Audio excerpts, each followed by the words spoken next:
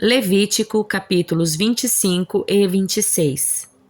Quando Moisés estava no Monte Sinai, o Senhor lhe disse: Dê as seguintes instruções ao povo de Israel. Quando entrarem na terra que eu lhes dou, a terra deverá observar um sábado para o Senhor a cada 7 anos. Durante 6 anos vocês semearão os campos, podarão os vinhedos e farão a colheita. Mas no 7º ano a terra terá um ano sabático de descanso absoluto. É o sábado do Senhor. Durante esse ano não semeiem nos campos, nem façam a poda dos vinhedos. Não ceifem o que crescer espontaneamente, nem colham as uvas dos vinhedos não podados. A terra terá um ano de descanso absoluto. Comam o que a terra produzir espontaneamente durante seu descanso. Isso se aplica a vocês, a seus filhos, a seus servos e servas e também aos trabalhadores contratados e aos residentes temporários que vivem em seu meio. Seus rebanhos e todos os animais selvagens da sua terra também poderão comer o que a terra produzir. Contem 7 anos sabáticos, 7 vezes 7 anos, no total de 49 anos. Então, no dia da expiação do ano seguinte, façam soar por toda a terra um toque longo e alto de trombeta. Consagrem esse ano, o 50º ano, como um tempo de proclamar a liberdade por toda a terra para todos os seus habitantes. Será um ano de jubileu para vocês, no qual cada um poderá voltar à terra que pertencia a seus antepassados e regressar a seu próprio clã. O 50º ano será um jubileu para vocês. Nesse ano não semearão os campos, nem ceifarão o que crescer espontaneamente, nem colherão as uvas dos vinhedos não podados. Será um ano de jubileu para vocês e deverão mantê-lo santo. Comam o que a terra produzir espontaneamente. No ano do jubileu, cada um poderá retornar à terra que pertencia a seus antepassados. Quando alguém fizer um acordo com o seu próximo para comprar ou vender uma propriedade, não deverá tirar vantagem do outro. Ao comprar um terreno do seu próximo, o preço a ser pago será baseado no número de anos desde o último jubileu. O vendedor estipulará o preço levando em conta os anos que ainda restam de colheitas. Quanto mais colheitas faltarem para o próximo jubileu, mais alto será o preço. Quanto menos anos faltarem, mais baixo será o preço. Afinal, o que ele está vendendo é certo número de colheitas. Mostrem seu temor a Deus, não tirando vantagem um do outro. Eu sou o Senhor seu Deus. Se quiserem viver seguros na terra, sigam os meus decretos e obedeçam os meus estatutos. Então, a terra produzirá colheitas fartas, vocês comerão até se saciarem e viverão em segurança. Talvez vocês perguntem, o que comeremos no 7º ano, uma vez que não temos permissão de semear nem colher nesse ano? Podem ter certeza de que no 6º ano eu lhes enviarei a minha bênção, de modo que a terra produzirá o suficiente para 3 anos. No 8º ano, quando semearem seus campos, ainda estarão comendo da colheita farta do 6º ano. De fato, ainda estarão comendo dessa colheita quando fizerem a nova colheita no 9º ano. A terra jamais será vendida em caráter definitivo, pois ela me pertence. Vocês são apenas estrangeiros e arrendatários que trabalham para mim. Sempre que uma propriedade for negociada, o vendedor deverá ter o direito de comprá-la de volta. Se alguém do seu povo empobrecer e for obrigado a vender partes da terra da família, um parente próximo deverá comprar a propriedade de volta para ele. Se não houver qualquer parente próximo para comprar a propriedade, mas a pessoa que vendeu conseguir dinheiro suficiente para comprá-la de volta, terá o direito de resgatá-la de quem a comprou. Do preço da terra será descontado um valor proporcional ao número de anos até o próximo ano do jubileu. Desse modo, o primeiro dono da propriedade terá condições de retornar à sua terra. Se, contudo, o primeiro dono não tiver condições de comprar de volta a propriedade, ela ficará com o novo dono até o ano do jubileu seguinte. Nesse ano, a propriedade será devolvida aos primeiros donos, a fim de que voltem à terra da sua família. Quem vender uma casa dentro de uma cidade murada terá por um ano completo o direito de comprá-la de volta. Durante esse ano, o vendedor poderá resgatar a casa. Mas se não a comprar de volta durante esse ano, a venda da casa dentro da cidade murada não poderá ser revertida. A casa se tornará propriedade permanente do comprador, não será devolvida ao primeiro dono no ano do jubileu. Já uma casa num povoado, num assentamento sem muros ao redor, será considerada uma propriedade rural. Poderá ser comprada de volta a qualquer momento e será devolvida ao primeiro proprietário no ano do jubileu. Os levitas sempre terão o direito de comprar de volta uma casa que tiverem vendido dentro das cidades reservadas para eles. Qualquer propriedade vendida pelos levitas, ou seja, todas as casas dentro das cidades deles, será devolvida no ano do jubileu. Afinal, essas casas são únicas propriedades em todo Israel. As pastagens em volta das cidades dos levitas não serão vendidas, são propriedade permanente deles.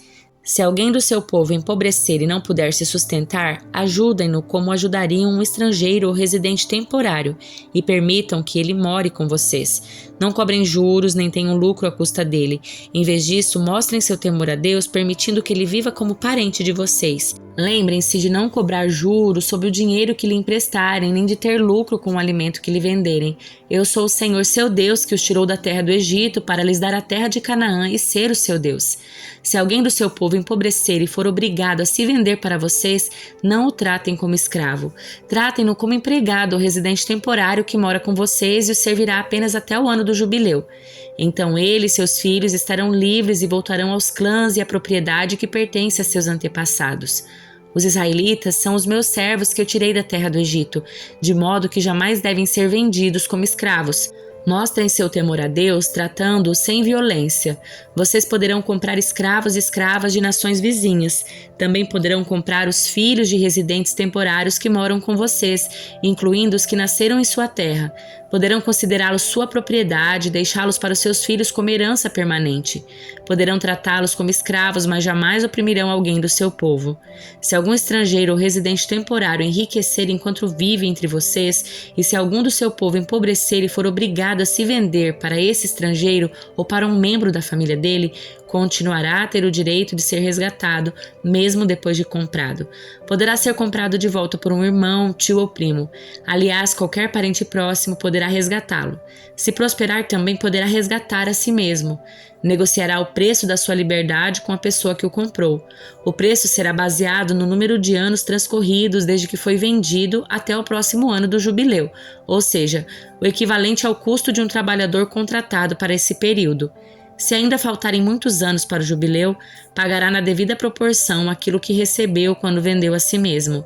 Se faltarem apenas poucos anos até o ano do jubileu, pagará proporcionalmente aos anos que faltarem. O estrangeiro tratará como um empregado com um contrato anual. Não permitam que um estrangeiro trate israelitas com violência.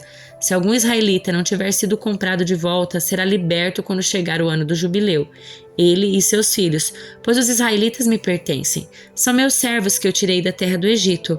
Eu sou o Senhor seu Deus. Não façam ídolos nem imagens para si, nem levantem em sua terra colunas sagradas ou pedras esculpidas para adorá-los. Eu sou o Senhor seu Deus. Guardem os meus sábados e tenham reverência pelo meu santuário. Eu sou o Senhor. Se seguirem os meus decretos e obedecerem diligentemente aos meus mandamentos, enviarei as chuvas nas estações próprias. A terra dará suas colheitas e as árvores do campo produzirão seus frutos. A época de debulhar cereais se estenderá até o início da colheita das uvas, e a colheita das uvas até o início do plantio dos cereais. Vocês comerão até se saciarem e viverão em segurança em sua terra. Eu lhes darei paz na terra e vocês poderão dormir sem medo. Tirarei da terra os animais ferozes e manterei os inimigos afastados do seu território. De fato, vocês perseguirão seus inimigos e os matarão à espada. 5 de vocês perseguirão 100 e 100 de vocês perseguirão 10.000. Todos os seus inimigos cairão pela sua espada. Olharei para vocês com favor e os tornarei férteis e multiplicarei seu povo. Cumprirei minha aliança com vocês. Suas colheitas serão tão fartas que vocês terão de se desfazer dos cereais velhos a fim de dar espaço à nova safra. Habitarei no meio do povo. Eu sou o Senhor seu Deus que os tirou da terra do Egito para que não fossem mais escravos. Quebrei o jugo da servidão que vocês carregavam sobre o pescoço e os fiz andar de cabeça erguida. Mas se vocês não me derem ouvidos e não obedecerem a todos esses mandamentos e se quebrarem a minha aliança, rejeitando os meus decretos, desprezando os meus estatutos e recusando-se a cumprir meus mandamentos, eu os castigarei. Trarei sobre vocês terrores repentinos, doenças debilitantes, febres ardentes que farão seus olhos escurecerem e sua vida definhar. Semearão em vão, pois seus inimigos comerão suas colheitas. Eu me voltarei contra vocês, e seus inimigos os derrotarão. Aqueles que odeiam vocês os dominarão, e vocês fugirão mesmo quando ninguém os estiver perseguindo. E se apesar disso tudo vocês continuarem a me desobedecer, eu os castigarei 7 vezes mais por seus pecados. Quebrarei seu forte orgulho ao tornar o céu tão duro quanto o ferro e a terra tão impenetrável quanto o bronze. Todo o seu trabalho será inútil, pois a terra não dará colheitas e as árvores não produzirão frutos. Se ainda assim continuarem se opondo a mim e se recusarem a me obedecer, causarei desastres 7 vezes piores por causa dos seus pecados. Enviarei animais selvagens que tomarão seus filhos de vocês e destruirão seus rebanhos. Sua população se tornará cada vez menor e seus caminhos ficarão desertos. E se vocês não aprenderem a lição e insistirem em se opor a mim, eu mesmo me oporei a vocês e trarei calamidades 7 vezes piores por causa dos seus pecados. Trarei contra vocês a guerra como maldição da aliança que vocês quebraram. Quando correrem para as cidades em busca de segurança, enviarei uma praga que os destruirá ali, e vocês serão entregues nas mãos dos seus inimigos. Destruirei seus mantimentos, de modo que 10 mulheres precisarão de apenas um forno para assar pão para suas famílias. Racionarão o alimento por peso, e mesmo tendo que comer, não se saciarão. Se apesar disso tudo ainda se recusarem a me obedecer e continuarem se opondo a mim, eu me oporei a vocês furiosamente. Eu mesmo os castigarei 7 vezes mais por seus pecados. Então vocês comerão a carne dos seus próprios filhos e filhas. Destruirei seus altares idólatras e derrubarei seus lugares de culto. Amontoarei seus cadáveres por sobre seus ídolos mortos e os desprezarei por completo. Farei suas cidades ficarem desoladas e destruirei seus santuários. Não terei prazer em suas ofertas, que deveriam ser um aroma agradável para mim. Sim, eu mesmo devastarei a sua terra e os inimigos que virão ocupá-la ficarão horrorizados com aquilo que virem. Eu os espalharei entre as nações e empunharei minha espada contra vocês. A terra ficará desolada, as cidades em ruínas. Então, enquanto ela estiver desolada e vocês estiverem exilados na terra dos seus inimigos, a terra desfrutará os anos sabáticos que lhe foram negados. Finalmente ela descansará e desfrutará os sábados que perdeu. Durante todo o tempo em que a terra permanecer em ruínas, desfrutará o descanso que vocês não permitiram que ela tivesse a cada 7 anos, quando moravam nela. Quanto àqueles que sobreviverem, eu lhes causarei desespero na terra dos seus inimigos. Viverão com tanto medo que até o som de uma folha levada pelo vento os fará fugir. Correrão como se fugissem de uma espada e cairão mesmo quando ninguém os estiver perseguindo. Ainda que não haja ninguém atrás deles, tropeçarão uns nos outros como quem foge de uma espada. Não terão forças para resistir a seus inimigos, morrerão em nações estrangeiras e a terra dos seus inimigos os devorará. Aqueles que sobreviverem definharão nas terras dos seus inimigos por causa dos seus pecados e dos pecados dos seus antepassados. Enfim, porém, meu povo confessará seus pecados e os pecados dos seus antepassados por serem infiéis e se oporem a mim. Quando eu me opuser a eles e o levar à terra dos seus inimigos, seu coração obstinado se humilhará e receberão o castigo dos seus pecados. Então, me lembrarei da minha aliança com Jacó, da minha aliança com Isaque e a minha aliança com Abraão, e certamente me lembrarei da terra, pois a terra precisará ser abandonada para desfrutar os anos sabáticos de descanso enquanto permanecer deserta. Por fim, o povo receberá o castigo dos seus pecados, pois rejeitaram continuamente meus estatutos e desprezaram meus decretos. Apesar disso tudo, não os rejeitarei completamente, nem os desprezarei enquanto estiverem exilados na terra dos seus inimigos. Não cancelarei minha aliança com eles, exterminando-os, pois eu sou o Senhor, seu Deus. Em favor deles eu me lembrarei da antiga aliança que fiz com seus antepassados, os quais tirei da terra do Egito diante dos olhos de todas as nações para ser o Deus deles. Eu sou o Senhor. Esses são os decretos, os estatutos e as instruções que o Senhor estabeleceu entre ele e os israelitas por meio de Moisés no Monte Sinai. Livro de Provérbios, capítulo 29. Quem sempre se recusa a aceitar a repreensão será destruído de repente sem que possa se recuperar. Quando os justos governam, o povo se alegra. Quando os perversos estão no poder, o povo geme. O homem que ama a sabedoria alegra seu pai, mas o que anda com prostitutas desperdiça sua riqueza. O rei justo dá estabilidade à nação, mas o que exige subornos a destrói. Quem bajula os amigos prepara uma armadilha para os pés deles. A pessoa má é pega no laço do próprio pecado, mas o justo escapa e grita de alegria. O justo se preocupa com os direitos dos pobres, mas o perverso não dá a mínima atenção para isso. Os zombadores alvoroçam a cidade inteira, mas os sábios acalmam a ira. Se o sábio levar o insensato ao tribunal, haverá tumulto e zombaria, mas nada se resolverá. Os sanguinários odeiam o íntegro, mas os justos procuram ajudá-lo. O tolo mostra toda a sua ira, mas o sábio a controla em silêncio. Se um governante der atenção aos mentirosos, todos os seus conselheiros serão perversos. O pobre e o opressor têm isto em comum. O Senhor permite que ambos enxerguem. Se o rei julgar os pobres com justiça, seu trono durará para sempre. A criança que é corrigida se torna sábia, mas o filho indisciplinado envergonha sua mãe. Quando os perversos estão no poder, o pecado se multiplica, mas os justos verão sua queda. Discipline seus filhos e eles darão paz a seu espírito e alegria a seu coração. O povo que não aceita a orientação divina se corrompe, mas quem obedece à lei é feliz. Para corrigir o servo é preciso mais que palavras. Ainda que ele as entenda, não obedecerá.